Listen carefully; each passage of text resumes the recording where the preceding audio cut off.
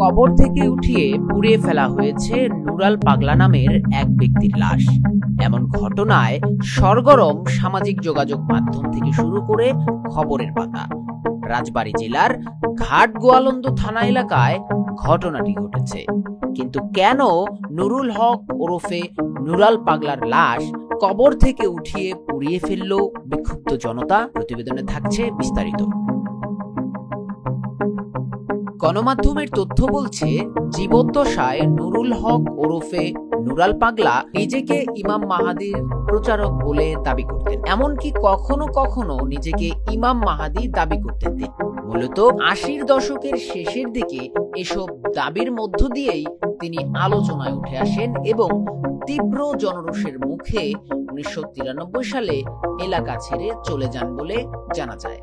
তবে এর কিছুদিন পর গ্রামে ফিরে এসে সে নিজের দরবার শরীফ গড়ে তোলেন। দীর্ঘদিন ধরে নানা বিতর্কের কেন্দ্রে থাকলেও ভক্ত অনুসারীদের আকর্ষণে তার প্রভাব কমেনি।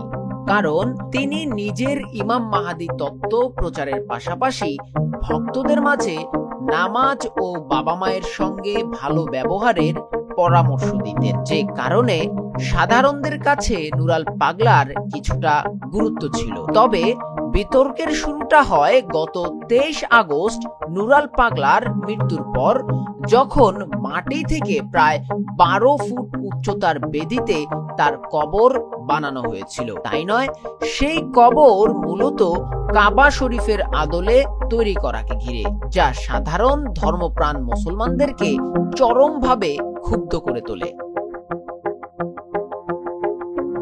তথ্য বলছে, পবিত্র কাবা শরীফের আদলে নুরাল পাগলার বিতর্কিত ওই কবর তৈরির বিষয়টি স্থানীয়রা প্রথমে প্রশাসনকে অবহিত করেছিল। এ নিয়ে বিভিন্ন গণমাধ্যমে একাধিক সংবাদও প্রচারিত হয় সে সময়। এমনকি সংবাদ সম্মেলন করেও কবর থেকে পবিত্র কাবা সদৃশ স্থাপনা সরিয়ে ফেলার দাবি জানান স্থানীয়রা। কিন্তু এ নিয়ে তেমন কোনো ফলাফল না আসায় এক পর্যায়ে ক্ষিপ্ত হয়ে ওঠে এলাকাবাসী।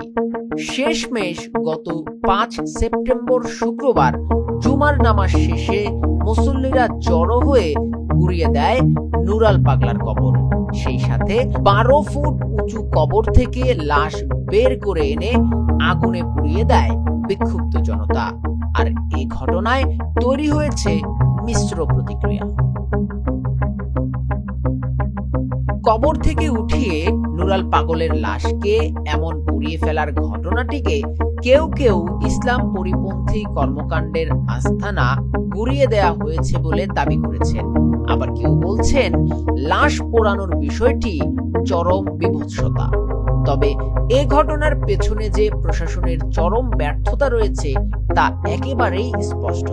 বিষয়টি নিয়ে সামাজিক যোগাযোগ মাধ্যমে বহু ব্যবহারকারী বলছেন, কাবার আদলে কবর তৈরির ঘটনায় স্থানীয় পর্যায়ে যে ক্ষোভের জন্ম দিয়েছিল, প্রশাসন বিষয়টি সমাধান না করায় পরবর্তীতে এমন সহিংসতায় রূপ নেয়।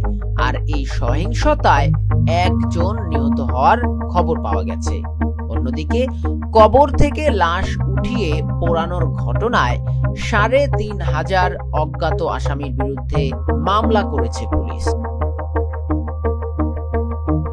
Uttara news desk report.